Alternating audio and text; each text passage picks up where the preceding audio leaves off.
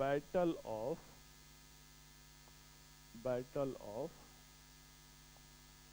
बक्सर, बक्सर का युद्ध, बक्सर का युद्ध अक्टूबर 1764 1764 में हुआ था। अब क्या होता है, प्लासी के युद्ध के बाद, आफ्टर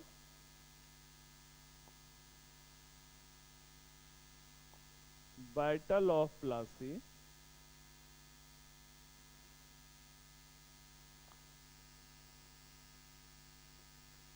मीर जाफर क्या बने, मीर जाफर नवाब बने। कब से कब तक? 1757 से 1760 तक। After battle of Plassey it was the Mir Jafar who became the next Nawab since 1757 to 1760। अंग्रेजों ने इनको नवाब क्यों बनाया भाई? अंग्रेजों ने इनको नवाब क्यों बनाया? विद द पर्पस दैट की, इस उद्देश्य से बनाया कि क्या करेंगे कि ये हमारी महत्वाकांक्षाओं को पूर्ण करेंगे।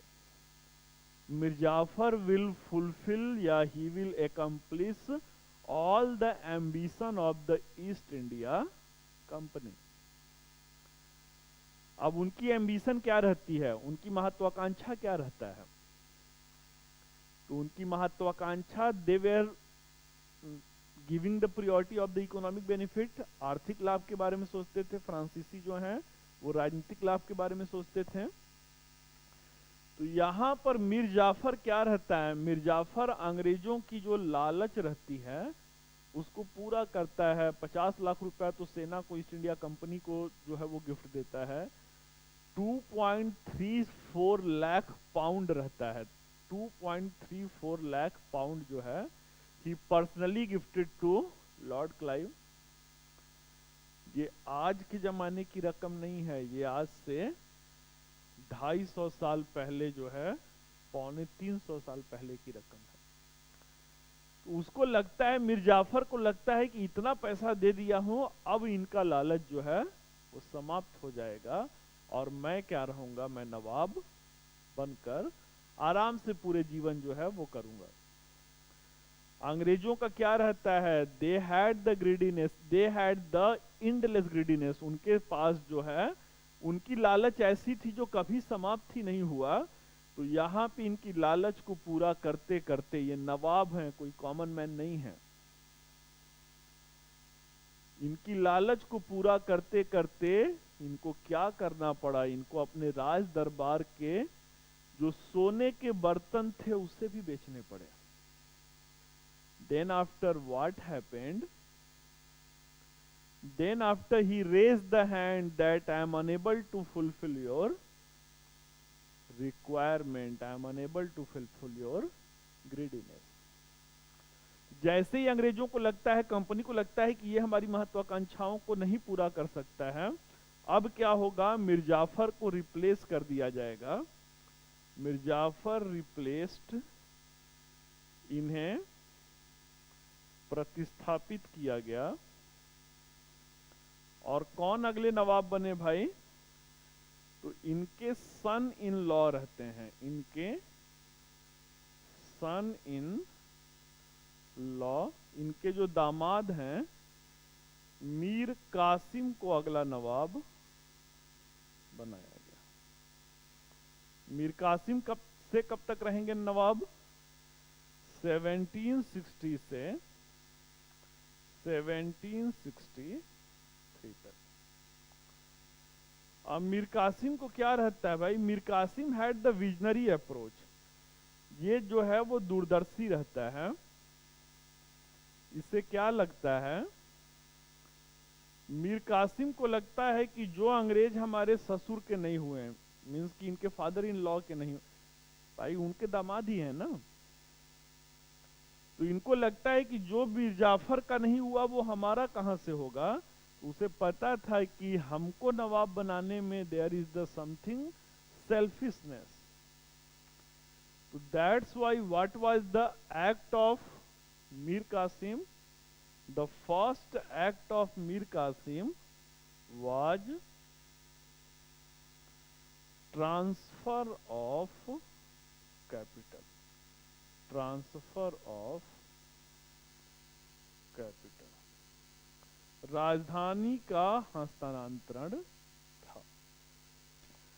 तो राजधानी का हस्तांतरण ये कहां से कहां करते हैं, फ्रॉम मुर्शिदाबाद टू मुंगेर, बंगाल से वो बिहार राजधानी लेकर के जाते हैं।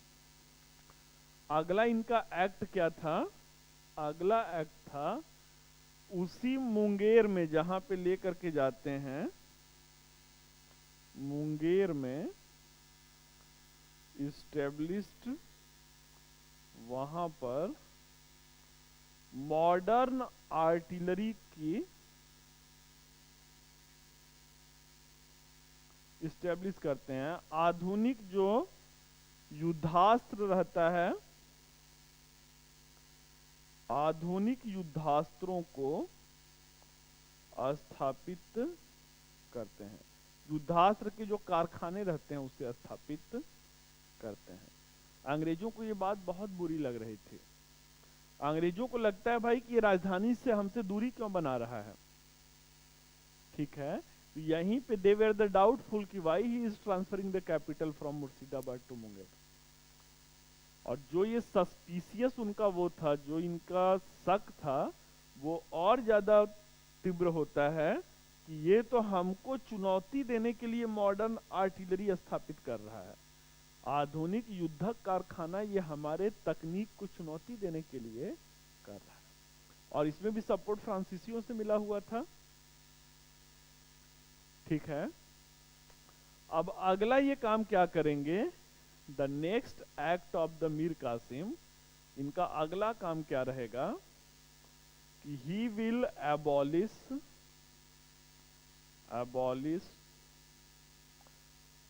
द दस्तक सिस्टम, जो दस्तक प्रथा थी, दस्तक प्रथा को ये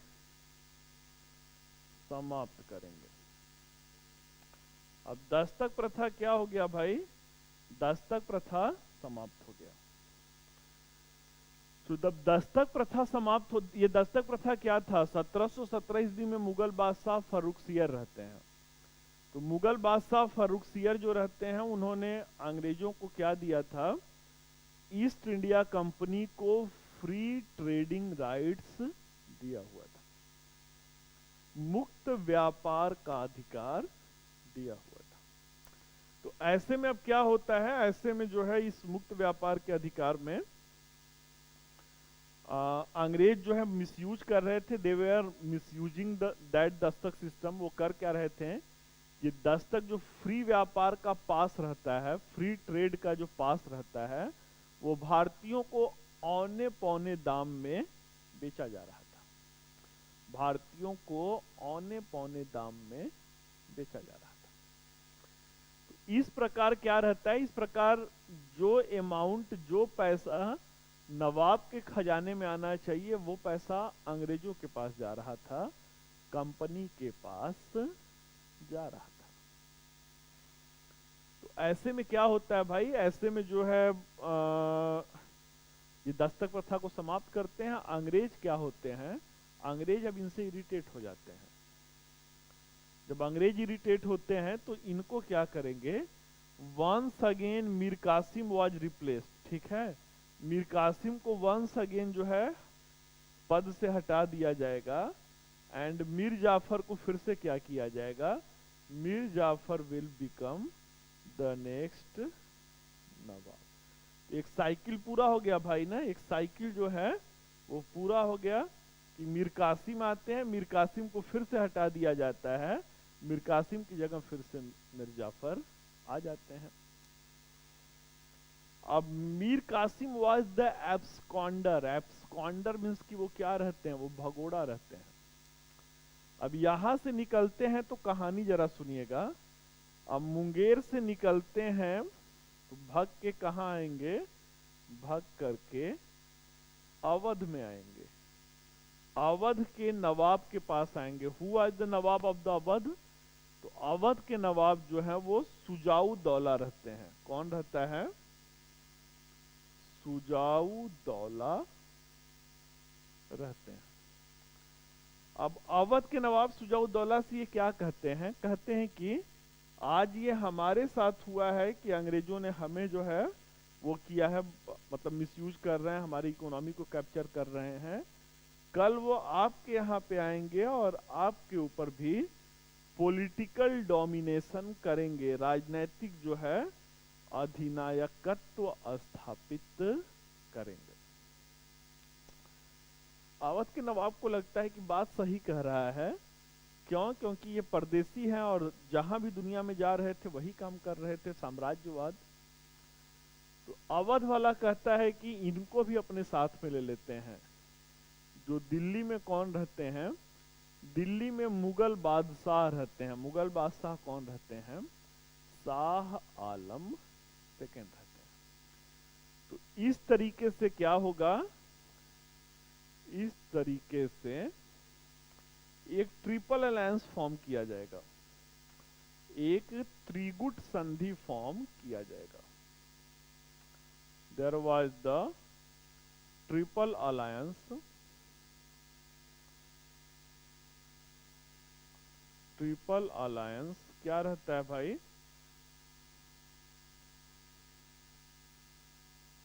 त्रिगुट संधि जो रहती है वो फॉर्म किया जाता है।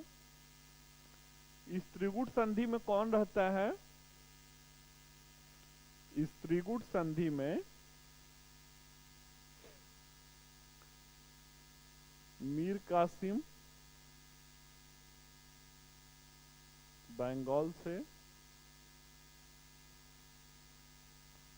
सुजाऊ दौला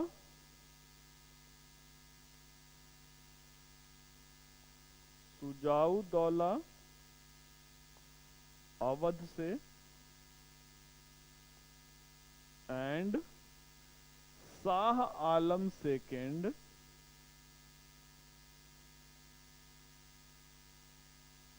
शाह आलम सेकेंड मुगल एम्परर दिल्ली से। तो चलिए भाई, त्रिगुट जो है संधि जो है यहां पे हो गया। अब ये लोग कहां पे जाएंगे? ये लोग एक होंगे और मुकाबला कहां होगा? बक्सर के मैदान पे, बक्सर के मैदान पे, on the battle ground of, on the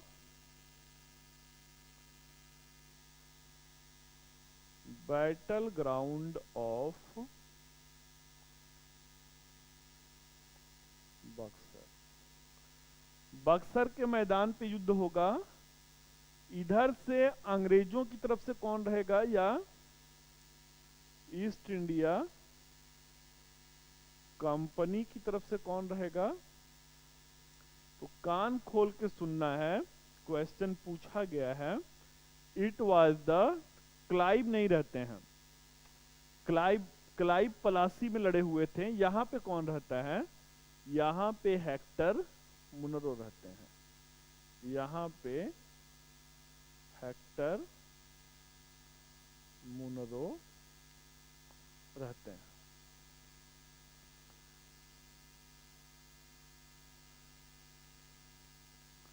Hector Munro रहते हैं। तो चलिए भाई, बक्सर का मैदान बिहार में पड़ता है, बक्सर जिला पड़ता है। तो बक्सर के मैदान पे ये युद्ध होगा और इस युद्ध में क्या होगा? इस युद्ध में उत्तर भारत की ये तीन बड़ी शक्तियां रहती हैं। ये कौन थे भाई? Three bigger power, three biggest power, biggest power of power of north India. उत्तर भारत की 3 बड़ी शक्तियां जो हैं वो लड़ती हैं अंग्रेजों से। What was the result? What was the result? परिणाम क्या था भाई? तो परिणाम once again victory of, once again victory of East India company. East India company. परिणाम क्या रहता है? अंग्रेजी कंपनी का एक बार पुनः विजय। तो अंग्रेज फिर से जीत जाते हैं और बक्सर का युद्ध समाप्त हो जाता है। तो चलिए, बक्सर का युद्ध भी हम लोगों का समाप्त हुआ।